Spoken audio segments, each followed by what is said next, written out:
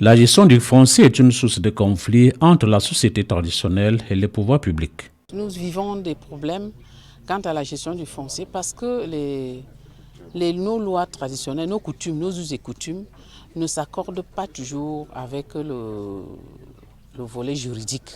Ça fait que dans la résolution des conflits, il y a toujours des problèmes qui se posent. Le problème est si important en Afrique que l'Union africaine en a fait une de ses préoccupations.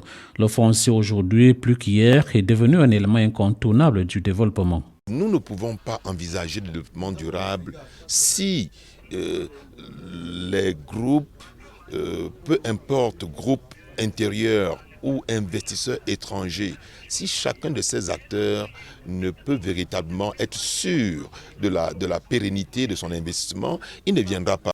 Il est clair que les terres sollicitées se trouvent pour l'essentiel en milieu rural. Ici, les intérêts des populations sont directement touchés. Si aujourd'hui, nous prenons un exemple, il y avait une disposition qui faisait que tous les investissements rentables qui sont faits dans un espace foncier quelconque dans un village et que les populations, les communautés de ce village en soit actionnaire dans cet investissement, vous voyez que la terre restera permanente parce qu'elle va toujours apporter quelque chose à la communauté. Et vous verrez que toutes les communautés solliciteraient les investissements.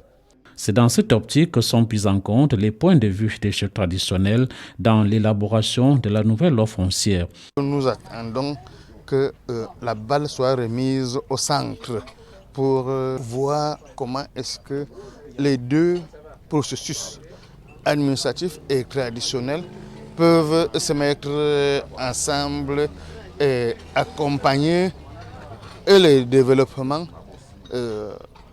du pays, mais aussi le bien-être de nos populations. Ainsi compris, la terre cesserait d'être une source de conflit, mais plutôt de richesse.